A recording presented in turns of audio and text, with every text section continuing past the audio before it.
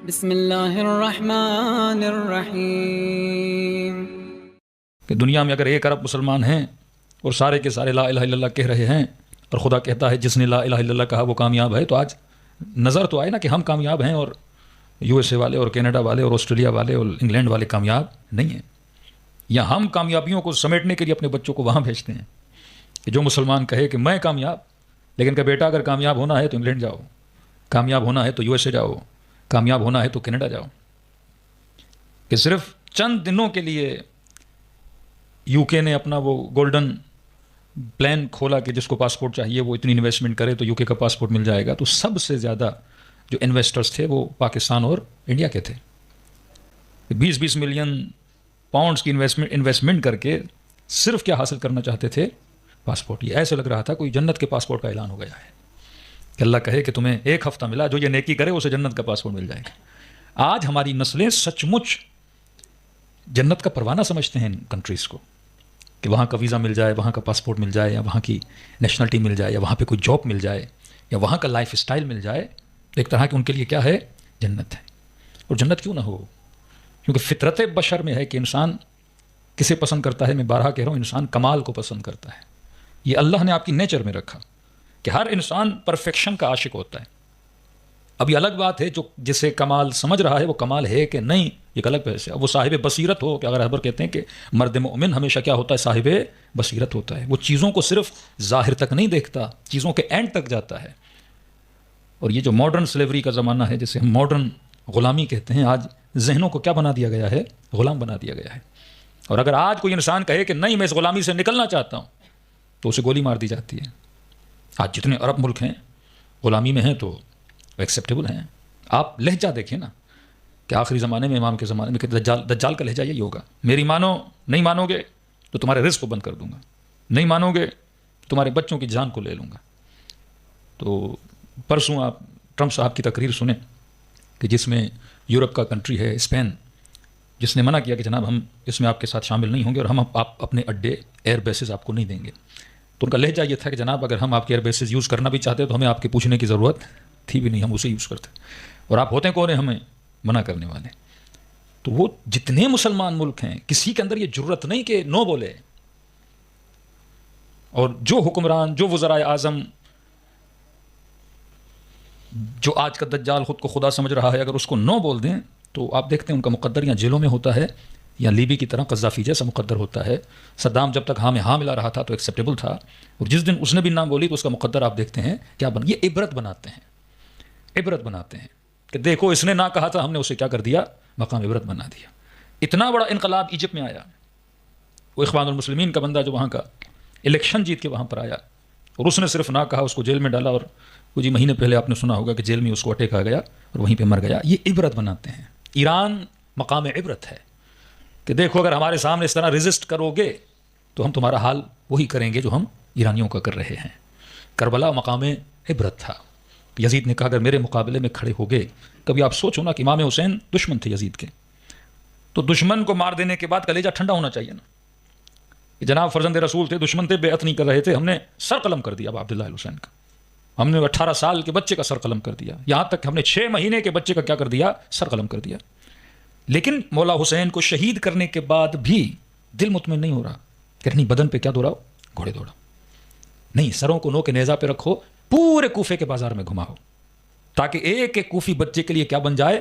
عبرت بن جائے۔ اگر ہمارے مقابلے میں آؤ گے تو ہم یہ تمہارا حال کریں گے۔ لیکن خدا کہتا ہے کہ ان دشمنوں کے مقابلے میں کھڑا وہی ہو سکتا ہے جس کا ایمان مضبوط ہو۔ کبھی کبھی آپ کے ذہن میں ایک سوال پیدا ہوتا ہوگا کہ ابھی ظلم بہت زیادہ بڑھ چکا ہے، تو یہ غیبی مدد حالانکہ ہو رہی ہے، لیکن آپ کے ذہن میں ظاہر ظہور غیبی مدد کیوں نہیں ہوتی؟ دیکھو کبھی کبھی زمانہ جب نفاق کا ہوتا ہے نا، ابھی زمانہ تھوڑا جنگ صفین والا زمانہ ہے، تو جب نفاق کا زمانہ ہوتا ہے تو اس میں خدا دیکھنا چاہتا ہے کہ رائٹ پہ اور رانگ پہ کون کھڑا ہے۔ جنگ صفین میں یہی دکھایا جا رہا تھا نا، مولا کے ساتھ لشکر کتنا بڑا تھا، لیکن جب نو کے نیزہ پہ قرآن گیا تو خالص لوگ بہت کم بچے، صاحبان بصیرت بہت کم بچے۔ امام نے فرمایا امیر شام نعرہ تو حق کا لگا رہا ہے لیکن نیت کیا ہے؟ باطل کی ہے۔ اب نعروں کو دیکھ کے کون گمراہ ہو جاتا ہے اور صاحب بصیرت کون بن جاتا ہے؟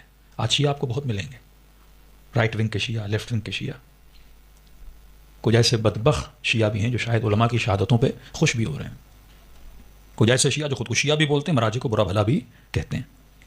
جب حالات ایسے بنتے ہیں تو آپ کو پتہ چلتا ہے کہ خط پہ اور لائن پہ کون کھڑا ہے اور لائن سے اترا ہوا کون ہے۔ آخری زمانہ امتحانات کا زمانہ ہے۔ میں ہمیشہ ایک مثال دیتا ہوں، آخری زمانے میں جس طرح آپ آٹے کو چھانی میں ڈال کے چائے جب بناتے ہو اس کو چھانی میں چھانتے ہو نا، تو یہ چھنی کا زمانہ ہے، خدا چھانتا ہے کہ جو بیکار اور فضول لوگ ہیں وہ نکل جائیں اور خالص کیا جائیں، اوپر باقی رہ جائیں۔ آخری زمانہ مطلب لوگوں کو خالص کرنے کا زمانہ ہے۔ آج 1 ارب مسلمان ہے، کون سا مسلمان کہاں کھڑا ہے؟ کتنا پروپیکنڈا شیعت کے خلاف کیا گیا۔ آپ کی سوچ ہے کہ ان کی شام غریبہ میں یہ ہوتا ہے، پتہ نہیں اپنے نیاز میں زلجنا کا الیاذ باللہ فضلہ ملا دیتے ہیں، یہ ہوتا ہے وہ ہوتا ہے۔ ایک وقت تھا جب کوئی ان کے علم کے نیچے سے گزرو تو نکاح ٹوٹ جاتا ہے، ان کے ہاتھ کا کھانا نجس ہے۔ ایک دنیا تھی، ایک عالم تھا، لوگوں کی سوچ تھی، پڑھے لکھے لوگ، بیچلر نہیں ماسٹر کیے ہوئے لوگ، پی ایچ ڈی پاس لوگ، بڑی بڑی داڑیاں رکھے ہوئے، لیکن یہی عقیدے ان کے ذہنوں میں راسخ کر دیے گئے تھے، شیعہ ایسے ہوتے ہیں۔ ہاں، دن بدن زمانہ بڑھا، سوشل میڈیا کا زمانہ آیا، لوگوں نے چیزیں دیکھی، فیک مولوی جو اسلام کے نعرے لگاتے تھے، جو جہاد کے نعرے لگاتے تھے۔ آپ نے داعش سے بڑی کوئی فورس دیکھی جن کے جھنڈوں پہ لا الہ الا اللہ محمد رسول اللہ، جو کبھی کہیں ہم خراسانی لشکر ہیں، کبھی کہیں ہم آخر زمان میں حضرت مہدی کا لشکر ہیں، مسلمانوں کے گلے کاٹے ہیں، جارڈن کے پائلٹ کو زندہ جلا دے ہیں، ٹیلی فون کی تاروں سے خواتین کے گلے انہوں نے دبائے اور ان کی سانسیں نکالیں، 4 سال کی بچیوں کے گلے کاٹے کہ ہم اسلام کا نعرہ بلند کر رہے ہیں۔ یہی سیریا میں آپ نے دیکھا کہ لوگ یہ حق پر ہیں، اہل سنت ان کے پیچھے تھے، بیک کرتے تھے، وہ پاکستان سے، افغانستان سے بڑی تعداد میں لوگ جہاد کے نام سے ان کے پیچھے لگے، اور آج انہی لوگوں نے حکومت ملی تو ان کا سرغنہ سب سے پہلے کس کے پاس گیا؟ ٹرمپ صاحب کے پاس بیعت کرنے کے لیے گیا۔ یہاں لوگ دیکھ رہے ہیں کہ حقیقی مسلم کاٹنے پر آئے تو انہوں نے مسلمانوں کے گلے کاٹ دیے، لیکن وہیں پہ 60,000 فلسطینی شہید کر دیے گئے۔ یہ کہاں مر گئے سارے داعش والے، جبہت النصرہ والے، اسلام کے نعرے لگانے والے، یہ افغانستان میں اللہ کا جھنڈا بلند کرنے والے۔ ایک بیان آپ سنتے ہیں ان کا، لیکن وہیں برادر مسلم سے جنگ ہو تو یہ پیش ہوتے ہیں، مسلمان کا گلا کاٹنا ہو تو یہ آگے ہوتے ہیں، لیکن کفر کے مقابلے میں، یہود کے مقابلے میں، صہیون کے مقابلے میں یہ خاموش رہتے ہیں۔ اور وہیں پہ جس شیعہ کو کافر بولا گیا، جس کو نجس بولا گیا، جس کو رافضی بولا گیا، اور مسلمانوں کے بچوں کی مدد کے لیے اگر کوئی نکلا تو وہی علی بن ابی طالب کا ماننے والا باہر نکلا۔ یہ جنگ حق و باطل ہے۔ یہاں حقیقی سردار، یہاں حقیقی شہید، یہاں حقیقی مسلم، یہاں اسلام ناب محمد، وہ خالص اسلام تجھے کہاں سے ملے گا وہ بتایا جاتا ہے۔ کہ کل بھی کہا کہ علی مع الحق والحق مع علی۔ ایک امتی، ایک مسلمان حق کسے سمجھتا ہے؟ رسول خدا کے رائٹ میں کچھ لوگ ہیں، رسول خدا کے لیفٹ میں کچھ ہیں، رسول خدا نے شادیاں کی ہوئی ہیں، رشتہ داریاں کی ہوئی ہیں، جنگوں میں رسول کے ساتھ ہیں، اور اچانک رسول خدا دنیا سے چلے جاتے ہیں۔ رسول دنیا سے گئے، یہ رسول کے رائٹ لیفٹ میں جو بڑی بڑی شخصیات تھی آپس میں لڑ پڑے، فائٹنگ وچ ایچ ادر۔ اب یہ بیچارہ مسلمان مکے والا، مدینے والا، یہ تو سلام کرتا تھا، احترام کرتا تھا کہ یہ بھی نبی کا صحابی، یہ بھی نبی کا صحابی، یہ کون؟ یہ رسول خدا کے ازواج مطہرات، یہ تو سب کا احترام کرتے ہیں۔ اب دیکھا 2 بڑے آپس میں لڑ پڑے، یہ بیچارہ کیا کرے؟ یہ کہے اگر میں اس کا ساتھ دیتا ہوں تو یہ بھی رسول خدا کا ساتھی ہے، اور وہ فلاں ساتھی سے لڑ رہا ہے تو اب اس کا ساتھ دوں یا اس کا ساتھ دوں۔ کسی نے کہا بھائی دونوں کا ساتھ نہیں تو گھر بیٹھ جاؤ، کسی نے کہا نہیں فلاں حق پر ہے تو اس کے ساتھ چلا گیا، کسی نے کہا فلاں حق پر ہے اس کے ساتھ چلا گیا۔ یعنی 1400 سال کے بعد یہ سینیریو دیکھنا بڑا آسان ہے، لیکن رسول خدا کے زمانے میں کہ آپ یہ دیکھو، ایک طرف رسول خدا کی زوجہ جس کے لیے قرآن میں آیت ہے یہ مومنوں کی مائیں، دوسری طرف آپ دیکھیں رسول خدا کا داماد جس کے لیے باب مدینۃ العلم کہیں، جس کی فضائل میں اتنی آیتیں اور حدیثیں پڑھیں، جس کو امت خلیفہ بنائے، اور اسی کے مقابلے میں نبی کی زوجہ۔ یہ گھر کی لڑائی ہوئی نا، تو عام سا مسلمان تو پریشان ہو جائے گا نا، میں کس کا ساتھ دوں؟ کہے گا بھائی نبی کی زوجہ سے کیسے لڑوں؟ الامان الحفیظ۔ دوسری طرف کہے خلیفۃ المسلمین سے کیسے لڑوں؟ الامان الحفیظ۔ یہاں بھی حدیث رسول کی ہیں، وہاں احترام کی بات ہے، امت کرے تو کیا کرے؟ مسلم کنفیوژن کا شکار رہا رسول کے بعد، لیکن رسول کا کام تھا اگر امت کو کنفیوژن میں چھوڑ کے جا رہے ہیں تو الیاذ باللہ قصور کس کا ہے؟ پھر رسول کا ہے۔ اگر خدا ہمیں صحیح راستہ نہیں دے رہا اور ہمیں کنفیوژن میں خدا چھوڑ رہا ہے تو پھر قصور ہمارا نہیں ہے۔ پروردگار عالم تو نے ہمیں چراغ نہیں دکھایا، تو نے ہمیں راہ نہیں دکھائی، لیکن خدا ایک خط کھینچ رہا ہے، رسول ایک لائن بنا رہے ہیں۔ وہ لائن یہ تھی کہ علی مع الحق والحق مع علی، علی حق کے ساتھ ہے، حق علی کے ساتھ ہے۔ یہ نہ دیکھنا یہ امت کے بنائے ہوئے اور تمہارے ذہنوں میں بٹھائے ہوئے حق کہاں جا رہے ہیں، یہ دیکھنا کہ علی کہاں جا رہے ہیں، یہ لائن تھی۔ آج مسلمانوں کو دیکھنا ہے کہ حق کہاں کھڑا ہے۔ آج حق اہل بیت کے چاہنے والوں کے ساتھ کھڑا ہے، آج حق علی والوں کے ساتھ کھڑا ہے۔ دنیا کے سارے رہبر جھوٹے جو ڈالروں پہ بکیں اور درہموں پہ بکیں، لیکن آج دیکھو کون ہے راہ حق میں اپنے سر کی قربانی بھی دے اور اپنی قوم کی قربانی بھی دے. تو خدا نے ہمیشہ حق اس آئیڈیالوجی کے ساتھ رکھا جس کا تعلق اہل بیت علیہ الصلوۃ والسلام کے ساتھ تھا.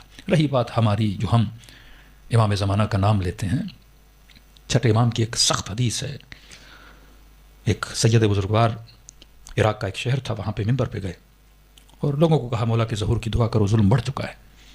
تو مسجد کے لوگوں نے مولانا سے بحث کر دی کہ مولانا ہم ڈیلی دعائیں کر رہے ہیں، مجلس میں، زیارت میں، مصائب میں، کہ مولا کا ظہور ہو جائے، ہوتا ہی نہیں. تو قبلہ نے کہا کہ بھائی چھٹے امام کی حدیث ہے، جب لوگ زیادہ اعتراض کریں نا کہ امام کیوں نہیں آتے، تو ان کو یہ بولنا تمہارے اپنے عمل کی وجہ سے مولا کا ظہور نہیں ہوتا. دیکھو ظہور دو طرح کے، ایک ظہور عام ہے، ایک ظہور خاص ہے. اگر میں اتنا نیک ہوں تو ظہور خاص تو ہونا چاہیے نا، مولا مجھے تو زیارت کرا دیں خواب میں، بیداری میں. ایک ظہور عام ہے، جب آئیں گے سب دیکھیں گے. مجھ سے کئی ایسے نوجوان ملے ہیں جنہوں نے امام زمانہ کی زیارت کی ہے. تو قبلہ نے کہا مولا کا یہ فرمان ہے تمہارے عمل کی وجہ سے. اب بعض مومنین جذباتی ہوتے ہیں. مؤذن بیٹھا تھا، وہ کھڑا ہو گیا کہ مولوی صاحب کیا پڑھ رہے ہو؟ نظر ہم کریں، نیاز ہم کریں، گریہ ہم کریں، ماتم ہم کریں، نمازیں ہم پڑھیں، نیکیاں ہم کریں، اور آپ ہمیں یہ امام زمانہ ہماری وجہ سے نہیں آتے. کوئی مسجد میں آنے کی ضرورت نہیں ہے. یہ کیسی تبلیغ کر رہے ہو آپ کہ ہماری وجہ سے مولا نہیں آتے؟ آپ تمہارے قصیدے پڑھو. مولا نے کہا مجھ پہ کیوں غصہ کر رہے ہو؟ چھٹے امام کی روایت پڑھ رہا ہوں. کہ نہیں بس ہم دوسرا مولوی ڈھونڈیں گے، آپ کو آنے کی ضرورت نہیں ہے. کہ جھگڑا ہو گیا مسجد میں. انہوں نے مولانا کو ممبر سے اتارا اور مسجد مؤذن نے مصلی اٹھایا، مولوی مولانا کے سینے پہ دے مارا، کہ چلے جاؤ گھر، نکل جاؤ مسجد سے. مولانا چلے گئے. کہتے رات کو گھر گیا، بڑا رویا کہ امام زمانہ یہ بے احترامی اور بدتمیزی کی ہے لوگوں نے میرے ساتھ. صبح کی نماز پڑھی، صبح کی نماز کے بعد میرے گھر کے دروازے پہ دستک ہوئی. دروازہ کھولا، وہی مؤذن دروازے پہ کھڑا ہے، رو رہا ہے، قبلہ معاف کر دو، غلطی ہو گئی، آپ صحیح کہہ رہے تھے، امام نہیں آتے تو ہمارے عمل کی وجہ سے نہیں آتے. کہہ رہا میں نے مؤذن کو پکڑا، گھر میں بٹھایا، کیا ہوا؟ روئے جا رہا ہے، روئے جا رہا ہے. آپ صحیح کہہ رہے تھے. کہ کیا ہوا ہے؟ کہ آپ سے بدتمیزی کی. رات کو گھر گیا، خواب کے عالم میں ایک خواب دیکھا. کیا خواب دیکھا؟ خواب دیکھتا ہوں امام زمانہ کا ظہور ہو گیا ہے. گلی گلی، کوچا کوچا خوشیاں منائی جا رہی ہیں. فرزند زہرا آ گئے، حضرت حجت کا ظہور ہو گیا. کہتا ہے ایک بھیڑ ہے جو امام سے ملنے کے لیے جا رہی ہے. میں بھی خوشی خوشی گھر سے نکلا تاکہ امام زمانہ سے جا کے ملاقات کروں. کہتا ہے بڑی مدت کے بعد، بھیڑ کے بعد، ایک مصافحہ، ہاتھ ملانا امام زمانہ سے نصیب ہوا. اور ہر مومن کہہ رہا تھا مولا آپ میں فلاں علاقے سے آیا ہوں، آپ میرے گھر کب آئیں گے؟ مولا میں آپ کی دعوت کروں گا. میں نے بھی کہا مولا میں فلاں علاقے سے آیا ہوں، آپ کب آئیں گے؟ امام فرمایا مؤذن انتظار کرنا، ہم تیرے گھر ضرور آئیں گے. کہتا اب خواب میں دیکھتا ہوں میں واپس اپنے گھر کی طرف پلٹ کے گیا. اتنے میں دیکھ رہا ہوں خواب کے عالم میں اپنے گھر کے صحن میں بیٹھا ہوں، میرے گھر کے دروازہ کٹکتا ہے. اٹھتا ہوں، دروازہ کھولتا ہوں اور عجب کہ امام زمانہ میرے دروازے پر ہے. میں نے کہا مولا میرے گھر میں؟ کہاں، تم نے دعوت دی تھی اور ہم نے قبول کی، آج تیرے گھر آئے. جلدی جلدی سے مولا بغیر بتائے آپ آئے، بیوی گھر نہیں، بچے گھر میں نہیں ہے، بس آپ بیٹھیں، میں ابھی بندوبست کرتا ہوں. مولا اچھا. امام نے کہا نہیں تھوڑی دیر بیٹھیں گے اور چلے جائیں گے. کہتا جلدی جلدی گھر کے صحن میں امام کے لیے کرسی لگائی اور مولا بیٹھے اور میں بیٹھا. میں نے کہا بس مولا ابھی خاتون خانہ بھی آنے والی ہیں، بچے بھی آنے والے ہیں، بڑی خوشی ہوگی کہ امام ہمارے گھر میں تشریف لائے ہیں. کہ مولا تھوڑی دیر بیٹھے. ایک مرتبہ میرے گھر کو دیکھنے لگے، کبھی دیواروں کو دیکھا، گھر کے سامان کو دیکھا. کہ مؤذن تیری سیلری کتنی ہے، تیری تنخواہ کتنی ہے؟ میں نے کہا مولا تھوڑی سی ہے میری تنخواہ. امام فرمایا اتنی سی تنخواہ میں تو نے اتنا بڑا گھر کیسے بنا لیا؟ دا اکاؤنٹیبلٹی آف امام زمانہ. سب سے زیادہ اپنے لوگ پریشان ہوں گے جب مولا اکاؤنٹیبلٹی کرنے پر آئیں گے. علی لوگوں سے برداشت کیوں نہیں ہوتے تھے؟ وہ علی جو نمازی، وہ علی جو علم دے، وہ علی جو یتیم پرور، وہ علی جو شجاع. اس علی سے تو محبت کرنی چاہیے نا. امت تشنا ہے کہ ہم علی کو ماریں. طلحہ زبیر جنگیں کھڑی کر دیتے امیر المومنین کے مقابلے میں. جب خلیفہ نہیں بن رہے زبردستی علی خلیفہ بنو. مولا نے کہا علی تم سے برداشت نہیں ہوگا، میری عدالت تم سے برداشت نہیں ہوگی. جب بات کرنے کے لیے آئے تو امیر المومنین ایک دیا جلاتے ہیں، دوسرا دیا ایک بجھاتے ہیں، دوسرا جلاتے ہیں. کہ یہ بیت المال کے پیسوں کا ہے اور یہ میرے ذاتی پیسوں کا ہے. سرکاری بات کرنی ہے تو یہ جلاؤں، آپس کی بات ہے تو یہ جلاؤں. یہ مولا سگنل دے رہے تھے کہ تم علی سے بات کر رہے ہو، علی کو خرید نہیں سکتے. یہ خریدنے والی چیز نہیں ہے کہ تم امیر المومنین کو عہدے دے کے، لالچیں دے کے اور یہ کہو کہ علی ہم نے آپ کو خلیفہ بنایا تھا، لہٰذا فلاں کی حکمرانی، فلاں کا امیر آپ مجھے بنا دیں، بصرے میں مجھے بھیج دیں، فلاں شہر میں مجھے بھیج دیں. کہ امام زمانہ نے میرے گھر کو دیکھا. کہ مؤذن تنخواہ کم ہے، اتنا گھر تو نے کیسے بنایا؟ اب امام سے بندہ کیا جھوٹ بولے جب پتہ بھی ہو سامنے والا عالم الغیب ہے، علم جانتا ہے. تو میں نے کہا مولا آپ سے کیا بولوں، ادھر ادھر سے کر کے ہم نے بنا لیا. تو امام نے کہا جو حرام کی کمائی سے بنایا ہے فوراً مال نکالو اور اللہ کی راہ میں خرچ کرو. مومن کہ جی مولا آپ کا ظہور ہو گیا، جان آپ پہ قربان. مولا کہیں تو پورا گھر دے دوں. امام نے کہا شکریہ مؤذن، امام کی اطاعت ہے تیرے اندر. جی مولا دے دوں گا. کہا اتنے میں تھوڑی دیر کے بعد میری بیوی گھر میں آئی. امام کو دیکھا، اس خاتون، امام کو سلام کیا. امام نے اس خاتون کو دیکھا. کہ مؤذن کون ہے؟ کہ مولا بیوی ہے میری. امام نے کہا حکم دے رہا ہوں اپنی بیوی کو طلاق دے. پریشان ہو گیا. مولا میری بچوں کی ماں ہے، اچھی بیوی تھی میرے لیے، خدمت گزار تھی میرے لیے، میں کبھی سے ناراض نہیں رہا مولا، اسے طلاق کیوں دوں؟ یا فرم میں حکم دے رہا ہوں طلاق دے. مولا ریزن تو بتائیں طلاق کیوں دوں؟ امام نے فرمایا کیونکہ یہ تیری رضائی بہن ہے. کیا مطلب مولا؟ کہ جب تو پیدا ہوا تھا تیری ماں کا دودھ خشک ہو چکا تھا، ہم سائے میں خاتون تھی، تم نے اس کا دودھ پیا تھا، بعد میں گھر بھر الگ ہو گئے، یہ اسی کی بیٹی ہے. بڑے ہوئے تم دونوں کو پتہ نہیں تھا، تم نے شادی کر دی. جب تک علم نہیں تھا تو نکاح جائز تھا. ہاں بچے بھی تیرے حلالی ہیں کیونکہ علم نہیں تھا. اب میں بتا رہا ہوں علم آ گیا. کئی ایسے مسائل ہیں جس کا علم نہیں ہوتا، کئی ایسے مسائل ہیں جس میں مراجع احتیاط کا فتویٰ دیتے ہیں، اور امام تو احتیاط تو نہیں بولیں گے نا، ڈائریکٹ بولیں گے حلال ہے یا حرام ہے. کہ اب میں کہہ رہا ہوں طلاق دے. میں نے کہا ٹھیک ہے مولا. بیوی کو بھی طلاق دی. اتنے میں میرے 19-20 سال کا بیٹا گھر میں داخل ہوا. امام نے کہا مؤذن یہ ہے تیری اولاد؟ کہ جی مولا. کہ تجھے پتا اب کہاں سے آ رہا ہے؟ کہ نہیں مولا. کہ ابھی فعل حرام کر کے تیرے گھر میں آیا ہے، ایسا گناہ کر کے آیا ہے جس میں اسلام سزائے موت سناتا ہے. امام نے بتایا تیرا بیٹا یہ گناہ کر کے آیا ہے، لہٰذا میں اس پہ حد شرعی جاری کروں گا. یہ مؤذن کہتا ہے امام نے کہا گھر تو دے دیا، بیوی کو طلاق تو دے دی، لیکن جب یہ کہا کہ تیرے بیٹے کو سزا دوں گا، بیٹے تو سب کو پیارے ہوتے ہیں، کہ ایک مرتبہ جذبات میں آیا، خون میری آنکھوں میں چڑھایا، کھڑا ہو گیا اور امام کے ساتھ بے احترامی کی. میں نے کہا کبھی کہتے ہو گھر کا سامان دو، کبھی کہتے ہو بیوی کو طلاق دو، ابھی کہہ رہے ہیں بیٹے کو سزا دیں گے. کہتا میں نے بے احترامی کی. میں نے کہا امام تو دور، آپ تو مجھے سید بھی نہیں لگتے. کہا یہ کہنا تھا. امام زمانہ کھڑے ہو کر آنکھوں میں آنسو جاری تھے. فرمایا مؤذن یہ خواب ہے، امتحان ہے. جب تو اپنے مولا پر اپنا بیٹا قربان نہیں کر سکتا تو یہ نہ کہا کرو کہ امام زمانہ کا ظہور کیوں نہیں ہوتا. آج ایک جوان بال قربان نہ کر سکے، آج کوئی خاتون تھوڑی سی چادر سر پہ نہ رکھ سکے، آج کوئی مومن اپنا تھوڑا سا مال امام زمانہ کی راہ میں خرچ نہ کر سکے، آج کوئی مومن آدھا گھنٹہ دین کو نہ دے سکے. فرمایا یہ دین پریکٹیکل ہے، یہ صرف نعروں کا دین نہیں ہے. جنہوں نے محنتیں کی، جنہوں نے زحمتیں کی، تو کوئی بحر العلوم بنا، کوئی خمینی بنا، کوئی مرعشی نجفی بنا، کوئی وقت کا بہجت بنا. تو فرمایا جب تک پریکٹیکلی امام زمانہ کی اطاعت ہمارے وجود میں نہیں آتی تب تک یہ وجود ہمیں باعث خیر و برکت نظر نہیں آئے گا. خیر اگر چاہیے تو فرمایا ایمان راسخ وجود میں ہونا چاہیے. صلوات پڑھے محمد و آل محمد.